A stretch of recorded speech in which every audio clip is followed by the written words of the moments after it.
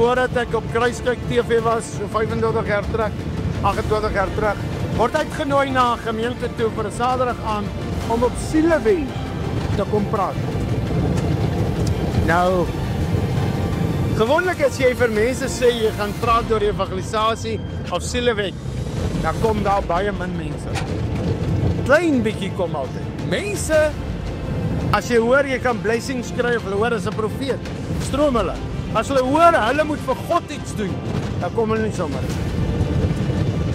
Ek gaan die aand daar gaan oor die 200 op. Wonderlik. Ek gaan koop my bottel soetwyn of suurwyn, ek kan nie onthou nie, en ek gooi dit boor my uit. Ek koop slapchips, ek maak hom so en ek smeer die slapchips so op my gesig. Ek vat 'n kombersie, ek rol hom onder my op en 'n hoedjie op my kop. En ek lê in die parkie van die kerk oorkant.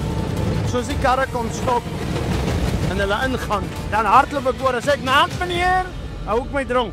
Kan ek ook ingaan? Ek gaan mos oor siele wen." Elkeen van daai 200 het my omtrent gevloek. Almal wat gerook het hulle 'n sigaret vir hulle in die kerk instap vir my gegee. Vir die boemelaar. En almal het vir my gesê, "Jy gaan nie hier in nie."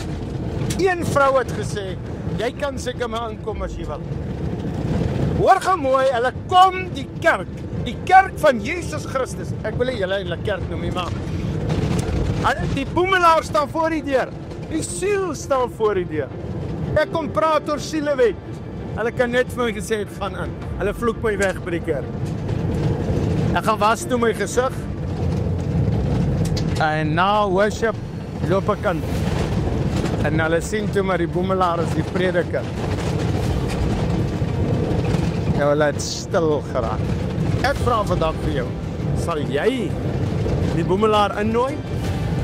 Ek wil jou vra, reik jy uit na die boemelaars in jou dorp? Het jy al vir hulle 'n stukkie kos gegee? Nooi jy hulle saam kerk toe?